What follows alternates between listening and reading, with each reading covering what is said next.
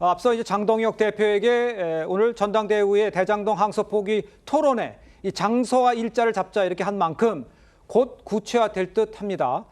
장동혁 대표 역시 빨리 진행하겠다 이런 입장인데 정청래 민주당 대표도 참여하면 좋겠다고 거듭 강조를 했습니다. 그러나 할지는 모르겠어요. 일단 들어보시죠. 정청래 대표가 토론에 참여하든 참여하지 않든 조국 전 대표와의 토론은 빠르게 진행하겠습니다. 다만 저희는 언제든지 최대한 빨리 토론을 진행하겠다는 입장인데 조국 전 대표와 저와의 토론회가 시작되기 전에 정청래 대표가 참여 의사를 밝힌다면 언제든지 환영하겠습니다. 그러나 정청래 대표가 토론에 참여하는 것이 조국 전 대표와의 토론의 전제 조건은 아닙니다.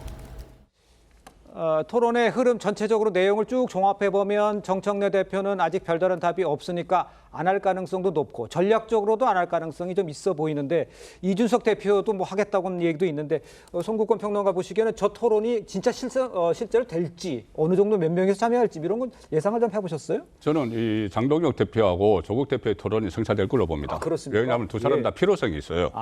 조국 대표 같은 경우는 이것은 원래 조국 혁신당하고 관련 없는 거잖아요. 네. 대장동의 그 검찰의 항소 포기한 거. 그런데 네. 이게 처음에 이 항소 포기한 거 국고 한수 문제를 놓고 한동훈 전 대표하고 티격태격하다가 한동훈 대표가 토론하자 하니까 안 하겠다. 그 대신 장동혁하고 하겠다. 이렇게 된 거잖아요. 그렇죠. 그래서 끼어들었는데 장동혁 대표가 거절을 할 줄 알았는데 딱 수락을 한 거예요. 예. 수락을 했는데 이것은 민주당에서는 참여 안 할 겁니다. 왜냐하면 이게 대장동 관련인데 결국은 대장동 관련은 어떤 뭐 항소 포기를 가지고 시작을 하지만 예. 항소 포기만 가지고 이야기가 되는 게 아니거든요. 대장동 사건 본질로 들어갑니다.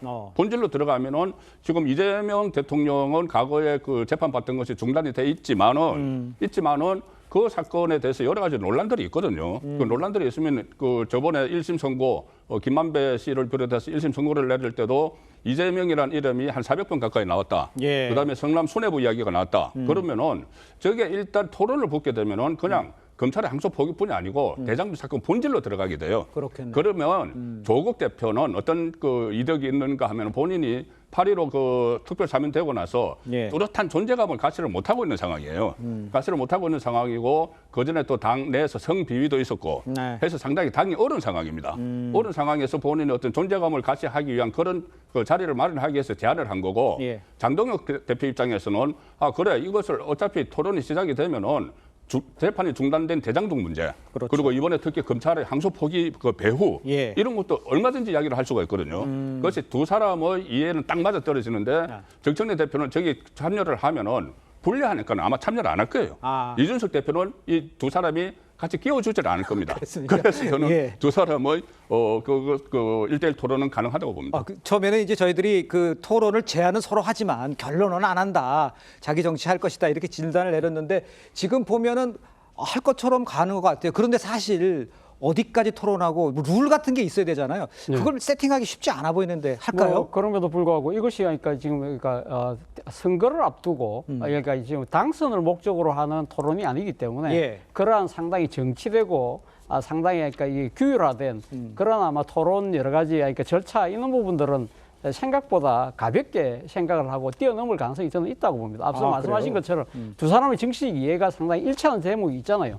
어떤 식으로 이 대장동 이슈를 통해서 서로의 정치적인 존재감 예. 그리고 이런 부분들을 상당히 통해서 정치적 몸값을 높이겠다는 데에서는 일치하고 있기 때문에 예. 이런 부분들에 있어서는 뭐 그렇기 때문에 이 구체적인 뭐 이런 절차 이런 부분들은 사실은 건너뛸 그러니까 충분히 뛸 수 있다는 생각이 들고요.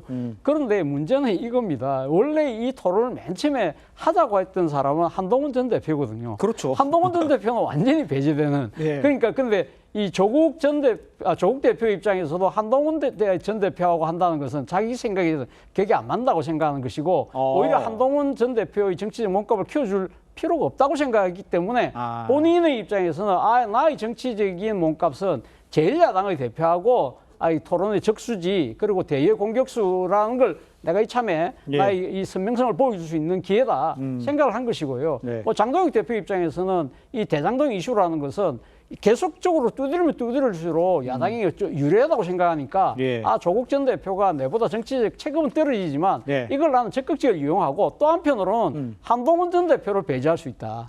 그런 정치적인 노림수도 있는 것이죠. 알겠습니다. 노림수가 곳곳에서 있는 상태에서 토론은 이어갈 것 같다 보이는데 그거 어떻게 보세요? 근데 저거는 그 학자들 토론이 아니잖아요. 당연하죠. 그러니까 뭐 옳고 그름만 가리는 목적의 토론이 아니고 정치권에서는 토론 이후에 어느 정도 공감대가 형성이 되거나 그러면 뭔가 정책으로 나와줘야 되잖아요. 입법으로 나오든가. 예. 그럼 추진이 안 되고 있어서 공익 환수에 어려움이 있다. 이 얘기가 지금 국민들이 이해하는 바인데 그렇다면 네네. 어떻게 이 환수 법률을 저희가 이제 발의 예정인데요. 환수법.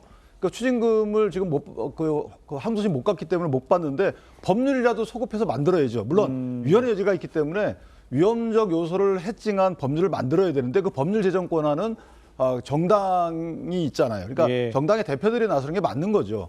옳고 그름에 대한 뭐 학자적 토론은 어디서든지 할 수 있는 거고, 예. 그러니까 정당의 대표들이 나서 토론을 하되 말씀 주신 대로 어디까지 토론할지 여부나 참석자가 과연 2대2가 될 것인지 1대1이 될 것인지가 문제죠. 2대2라는 건 무슨 말씀이세요? 예를 들면은 예. 이 항소 포기가 아무런 문제가 없다라고 하는 쪽에 2가 두 명이 나오든 그리고 예. 2대1이 되거나 1대2가 되면 안 되잖아요. 그러니까 그렇죠. 예를 들면 조국 대표하고 그다음 장동혁 대표가 나서는 거는 일단 확정됐다고 치고요. 그다음에 정청래 대표가 나오면 이쪽에 이준석 대표가 같이 나와줘야 되겠죠. 그래서 토론에 어느 정도 균형을 맞춰놓고 네네. 그다음에 이제 국민적 시각에서 이게 토론에 내가 어느 쪽의 의견이 맞는지에 대해서 의견이 모아지면 그다음에 그 의견 모아지는 것을 끝나는 게 아니고 그럼 환수를 위한 노력을 해야 될 거잖아요. 그러니까요. 거기까지 나가야 되기 때문에 정당의 대표들이 그냥 하는 토론은 아니다 이렇게 생각합니다. 알겠습니다. 그러니까 화면 받고 자기 인기 또 자기 진영을 위해서 얼굴 보여주는 그런 게 아니라 뭔가 국민들이 봤을 때 의견이 모아지는 부분에서 법으로 만들어서 아까 말씀하신 대로 환수 이런 이야기도 법으로 집행을 할 수 있는 그런 토대를 마련해야 된다 이렇게 지적을 해주셨는데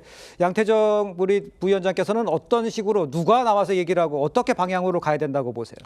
뭐 저는 이제 기본적으로 이런 대장동 항소 포기가 이렇게까지 토론을 하고 해서 정치적 이제 이슈화가 돼야 되는지에 대해 좀 의문이 있습니다. 그러세요? 사실 왜냐하면은 뭐 이미 검찰에서 이제 검찰총장 대행이 이제 지금 퇴임하셨지만 뭐 예. 어쨌든 본인의 책임하에 이제 결정을 했다는 걸 밝혔고 뭐 그러고 나서 어쨌든 또 항소심 재판이 계속 좀 이제 앞으로 진행될 예정이거니와 네. 사실 이 모든 거의 전제는 1심 재판부가 재판을 엉터리로 했다라는 걸 전 전제로 한다고 생각을 하는데 그러니까 결국 아니 사법부를 존중해야 한다고 하는 측에서 왜 그 1심 재판 판결이 왜 뭐가 엉망이고 왜 잘못된지에 대한 그 판결에 대한 비판은 없고 왜 항소하지 않았냐에 대한 비판만 있는 상황이라서 저는 이게 정치적 이게 이슈로 만들기 위한 이제 정쟁화되고 있다라는 그런 생각은 지울 수가 없고요. 예. 뭐 근데 좀 약간 이제 좀 안타까운 거는 이 한동훈 전 대표가 사실 이제 토론을 하고 싶다는 말씀도 계속하시고 가장 준비가 되어 있는 분으로 보이는데 예. 사실 이제 국민의힘에서는 한동훈 전 대표의 이름을 언급하는 분이 전혀 없어요. 그래서 사실 뭐 온라인에서는 한동훈 전 대표는 거의 볼트모트다. 그러니까 가령 이름을 부를 수 없는 존재라고 그렇게까지 우스갯소리도 나오는데 저는 사실 뭐 만약 토론을 한다고 하면 한동훈 전 대표한테도 기회를 줘야 되는 게 아닌가 그런 생각을 하고 있습니다.